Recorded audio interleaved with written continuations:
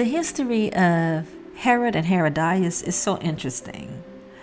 Their marriage, their arrangements ultimately led to the beheading of John the Baptist, which ultimately led to the spotlight being placed on Jesus' ministry. So all of these events are a part of God's unfolding plan for salvation. I'm going to give you the history of Herod and Herodias and how their marriage impacted Jesus' ministry. And we're also going to touch upon what was wrong with the marriage. So it is so messy, but let's get into it. Let's get into the history. So Herod Antipas was a tetrarch of Galilee and Perea. He was the son of Herod the Great, who ruled during Jesus' ministry. Now Herodias was actually his relative.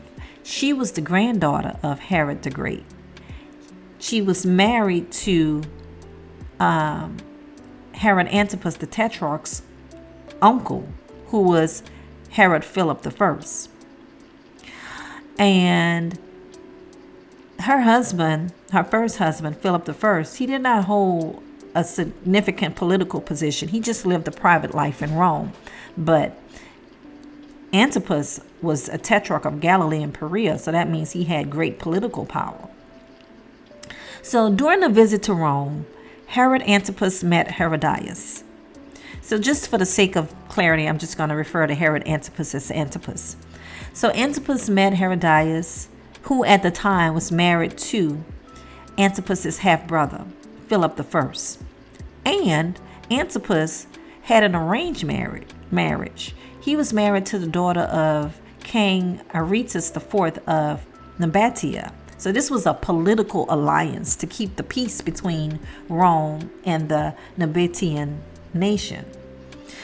Now the two of them divorced their spouses and married each other. And this caused such a scandal due to its breach of Jewish law and its betrayal of political alliances. Now, John openly rebuked Antipas and Herodias' marriage because it broke Mosaic laws.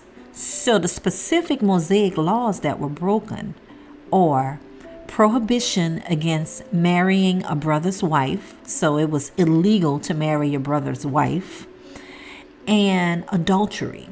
So while it was illegal or prohibited to marry your brother's wife, it was allowed if that marriage was in order to raise offspring. So it seems that like if the husband died or became deceased for whatever reason, it was okay for the brother to marry the wife if she had children that needed to be raised. So Leviticus 18:16 says, "You shall not uncover the nakedness of your brother's wife. It is your brother's nakedness that you would be uncovering," right? Leviticus 20:21 says, "If a man takes his brother's wife, it is an unclean thing. He has uncovered his brother's nakedness, and they shall be childless." So Herodias had a living husband, Philip I. This made this marriage adulterous and unlawful. The scripture that supports the prohibition against adultery is Exodus 20:14. "You shall not commit adultery." So by divorcing their spouses and marrying each other, both Antipas and Herodias were guilty of adultery. Antipas and Herodias' actions opened doors to sin or evil. There was a loss of moral authority, there was vindictiveness and violence, and there was political fallout. Herod's action eroded respect among Jewish subjects, deepening tensions between the ruling class and the people. Herodias' resentment against John the Baptist's rebuke led to manipulation and eventually murder, as seen in Matthew 14, verses 6 through 12. The marriage violated the alliance with King Artus IV, leading to a military conflict in which Herod suffered a humiliating defeat.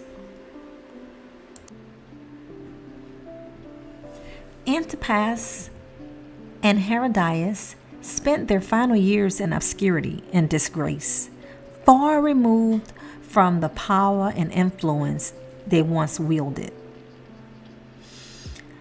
Even as sin and brokenness unfold, God's purposes prevail.